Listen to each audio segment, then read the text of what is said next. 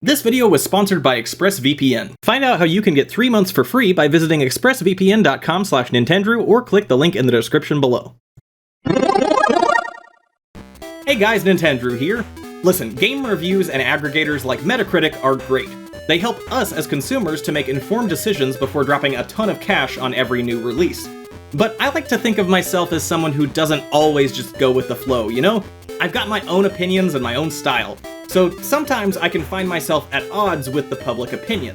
If you've ever had a favorite game that was slammed with low review scores, you know exactly what I'm talking about. The result often is that a game will attract a dedicated cult following, but may not be fully appreciated until long after its debut.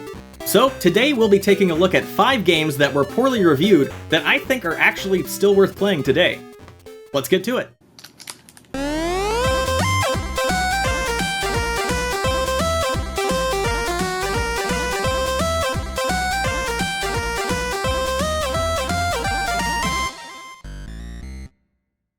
Alright, here we go. In no particular order, the first game on today's list is Soulcalibur Legends.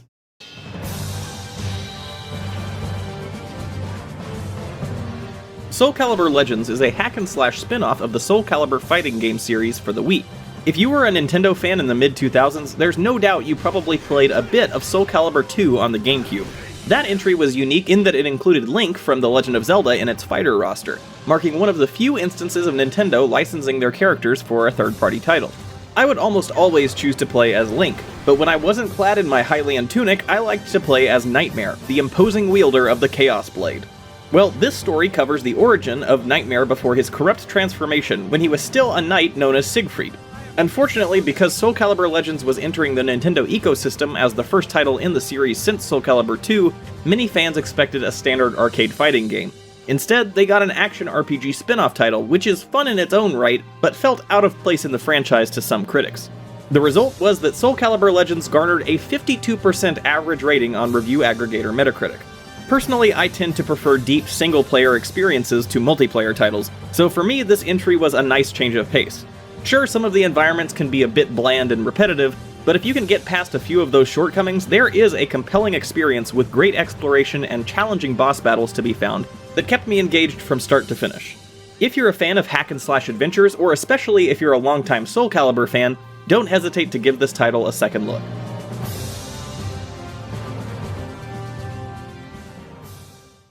Next up on our list is Star Fox Zero. This game was highly anticipated by longtime fans of the Star Fox series, myself included. I even did a Star Fox marathon stream every day in the week leading up to its launch, and played through the entire adventure on release day. But past that initial fan reception, this title was absolutely slammed in early reviews. On top of being an exclusive entry on one of Nintendo's least successful consoles, Star Fox Zero was also an entry in one of their most niche franchises, which ultimately led to some abysmal sales figures. The number one most common complaint lobbied by critics was regarding the game's controls. In true Nintendo fashion, the developers just had to do something different. In this case, the title implemented a control scheme with forced motion input, which perturbed many reviewers coming off the gimmicky, waggle-filled era of Wii shovelware. In addition, the cockpit view on the gamepad was often confusing for new players that felt overwhelmed by having to keep their attention split between the controller and the television. But what those early reviewers failed to realize was that Star Fox Zero's motion controls afforded the game a surprisingly complex collection of inputs that would have been difficult or impossible to replicate with a simpler design. It's a little hard to explain, but it was basically like having 3 joysticks that allowed movement on 3 separate axes. The left stick controls basic steering, the right stick controls tilting and boosting, and the gyroscope moves the aiming reticle, which can be aimed independently of the orientation of your ship. Once you get used to this unconventional setup, you'll find that Zero is packed with tons of awesome content and a world of replayability. In my opinion, this title is easily the best Star Fox game since Star Fox 64, but you wouldn't know that from looking at review scores. If you happen to be one of the 10 people who still use their Wii U, do yourself a favor, pick up Star Fox Zero and give it a go.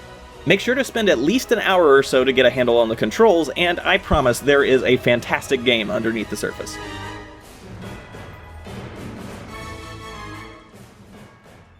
Okay, moving right along, our next Metacritic dud is Duke Nukem Forever.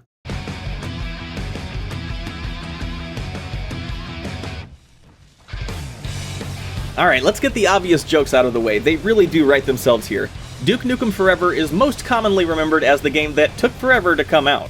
To say this title had a tumultuous development history would be an understatement. Throughout its production, the project changed hands numerous times, passing through 4 separate programming teams. Today, it literally holds the Guinness World Record for the longest development time for a video game at 14 years and 44 days. When it did finally launch, critics were quick to notice that it looked more like a game from 2006 than 2011, and was decidedly not worth the lengthy wait. As a result, Duke Nukem Forever earned an embarrassingly low average review score of 54%. But now, almost a full decade after its release, I think it's time to give this title another chance. Devoid of the context of its development and launch, I think this game is a genuinely fun FPS romp in the vein of other titles like Bulletstorm and Doom. It has some really unique, memorable moments and clever concepts, and is just all around over the top in a way that only Duke Nukem can be. If you're not put off by the dated visuals, Duke Nukem Forever is absolutely worth another look.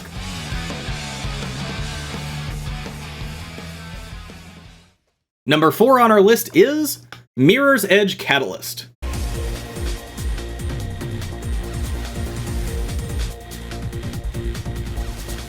Mirror's Edge Catalyst is a fully overhauled reboot of the highly regarded first-person platforming title Mirror's Edge.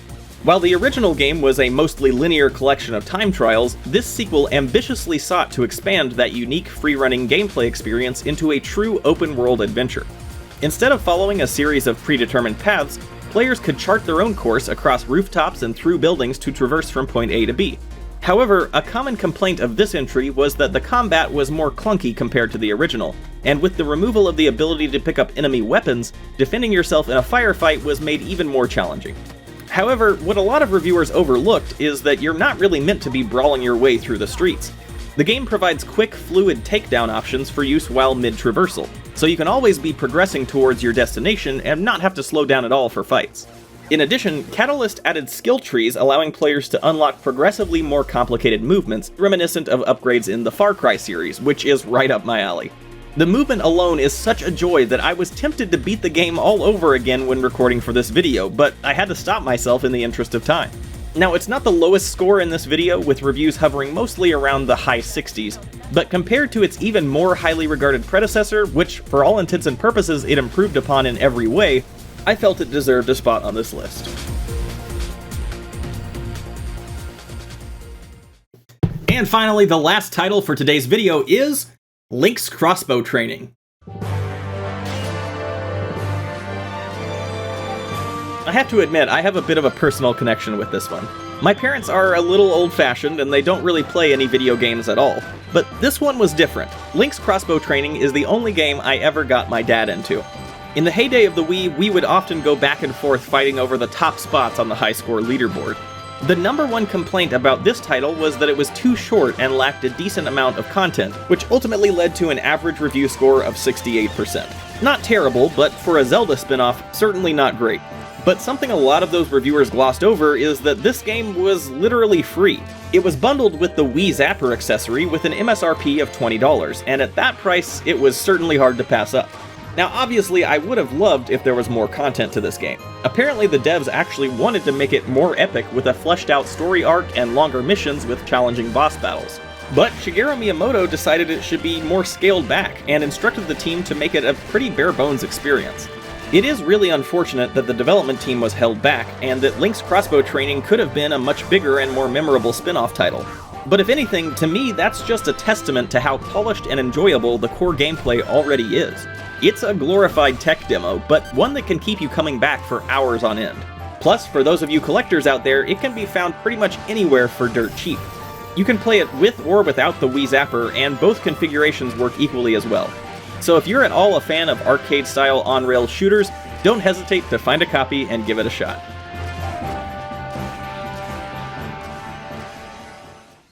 And there you have it! Thanks so much for watching this showcase of 5 poorly reviewed games that I think are still worth playing. Now, if you're like me and you want to be able to research your favorite games that everyone else hates, but are embarrassed by your bad opinions, consider using ExpressVPN.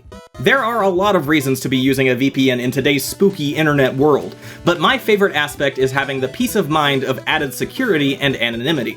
Listen, incognito mode is not gonna cut it. If you're not using a VPN, your internet service company can still track every move you make online, and even legally sell your browsing data to third parties for an outrageous profit. With ExpressVPN, your data is completely encrypted and rerouted through one of their worldwide secure servers, so only you will know how bad your taste in games is. If you're a content creator like myself, ExpressVPN can also protect you against DDoS attacks and doxing when streaming multiplayer games by masking your local IP address to unwelcome visitors. Not to mention the entertainment benefits. If I want to watch Rick and Morty on Netflix in the US, I'm usually out of luck. But hop on over to the UK with just one click, and now I'm free to watch all the IQ-enriching television my heart desires. To learn more and claim 3 extra free months of service, visit the link on your screen, expressvpn.com/Nintendrew, or follow the link in the description below. And a big thank you to ExpressVPN for sponsoring this episode. So, what did you think? Did you find any new games to check out, or do you have your own review duds that you think I should play? Make sure to let me know in the comments down below. As always, if you did enjoy this video, please do consider subscribing to Nintendrew for all sorts of cool gaming content, and make sure to share it with any friends who might find it interesting. Otherwise, I'll see you next time. Bye! Hey guys, thanks again for watching and for making it all the way to the end of the video. If you like this one, here are 2 more videos you might like as well. As always, if you like what I do and would like to help out the channel, I've got a link to my Patreon on the right side of your screen. And otherwise, I hope you look forward to the next one. Take care!